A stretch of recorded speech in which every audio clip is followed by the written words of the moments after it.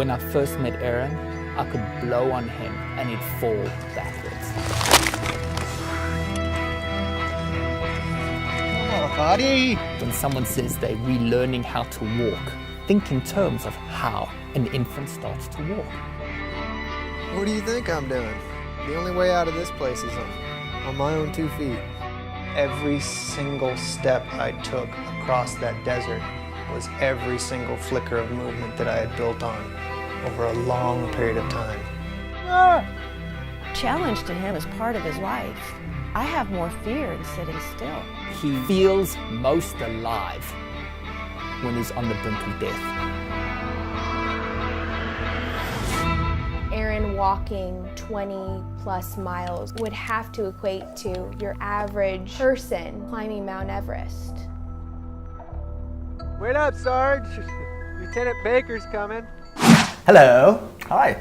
Okay, so I first wanted to say congratulations on completing this film, because that alone is a task in itself to complete any film. And I really, really enjoyed it, so congratulations. Thank you very much. So much. And also, thank you for being here.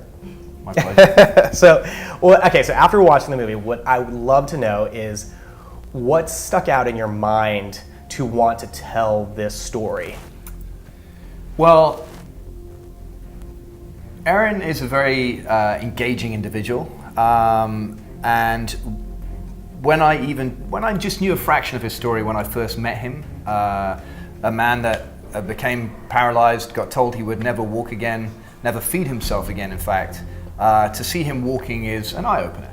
And so at a very early stage in the filmmaking process, I knew I wanted to make a film that people watched, and when they finished the film and got up and walked away, they were aware of putting one foot in front of the other.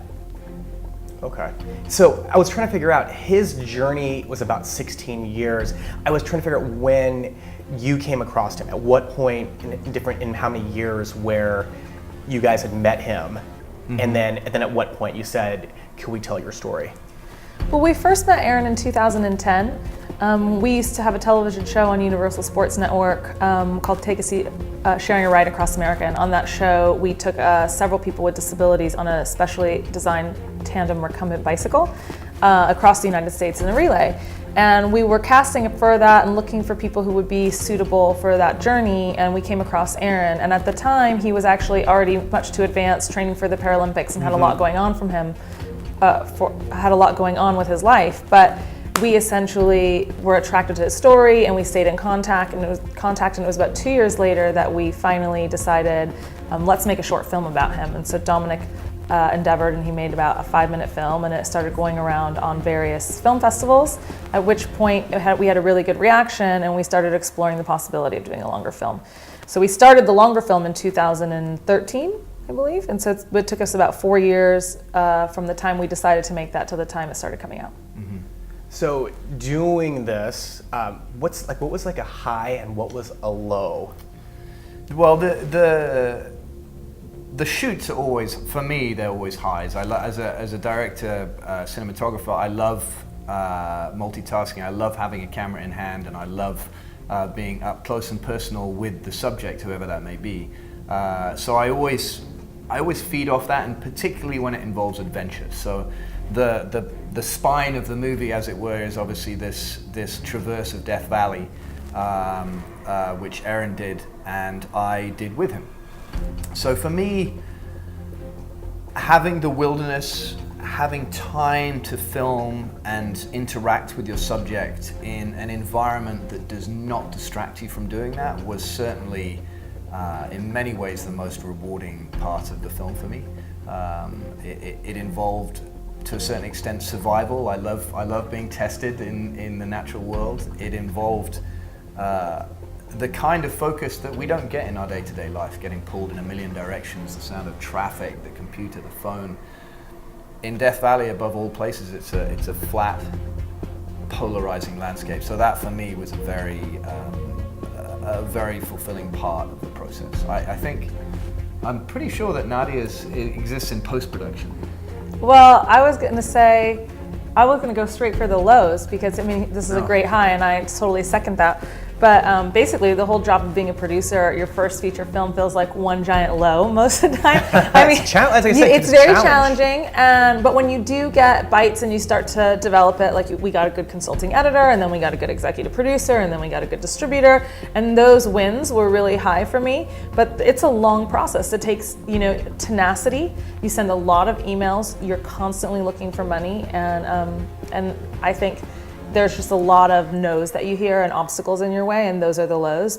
But we're just very lucky in that we ended up getting enough yeses to make a success out of the film. Yeah, and it was actually it's our first feature, so there was a lot of learning going on. One of my earliest memories is on my little Pee-wee, a mini bike.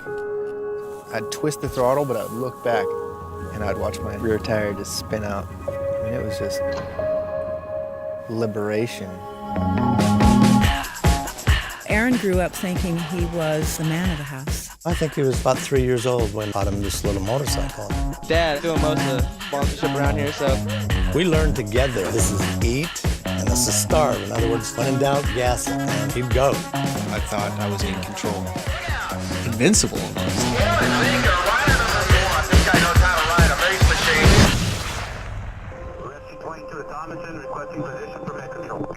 I picked up his hand and it was just like no life. In that situation, the probability of any recovery of function is almost zero. Multiple neurosurgeons gave me a 1 in a million chance of ever feeding myself again. So is there from the story that you thought that you wanted to tell to the one that you ended up telling, was there any turns in it? Or did it actually, because when you write a screenplay, there's the beginning, the middle, and the end, there's a little bit of development, but you're able to tell the story that you want. When it comes to a documentary, sometimes the subject wants to do something different, or sometimes what you're covering turns to be something different. Absolutely. Too. Yeah. So I don't know if the initial idea ended up as the final cut. No, there were definitely twists and turns in the sort of, as the script became clearer and clearer in our minds, I suppose, as we began to write the film. And to begin with, we were actually going to make a long short film about the crossing of Death Valley, just a defying the odds, simple but inspiring story. But Nadia actually convinced me there was more to the story than that, and she was absolutely right. And the gradual appearance of this massive gap in the medical system and in the insurance system for dealing with people that have had a traumatic injury like this became a really important part of the story that we realized in some form we needed to tell. So that was perhaps the most profound change from where we started and where we ended up. Finally, one last question is, were there any concerns for you about Aaron's health during Death Valley? That would terrify me to take this person there. I don't know what your medical skills are, or if there are medical staff there. I mean, I listened to his trainer say, like, these are the signs that you need to worry about to know that you're in trouble. Yeah, so I had two things in my favor. One, we together picked a route that, if necessary, I could put him actually in the sort of buggy he was using to push him out to a road and get help. I knew that was always a possibility. And secondly, and most importantly, Aaron knows his body so well at this stage that I was concentrating on communicating with him and making sure I understood from him what the situation was before it was ever too late. So we were pretty well equipped, I think, mostly psychologically, to deal with what may. Well, thank you guys again. Congratulations. And I just wanted to let you know that I took away a lot of inspiration by watching this. So thank you for telling this story. Hey guys, Rick Hong here. You've been watching Hollywood First Look Features.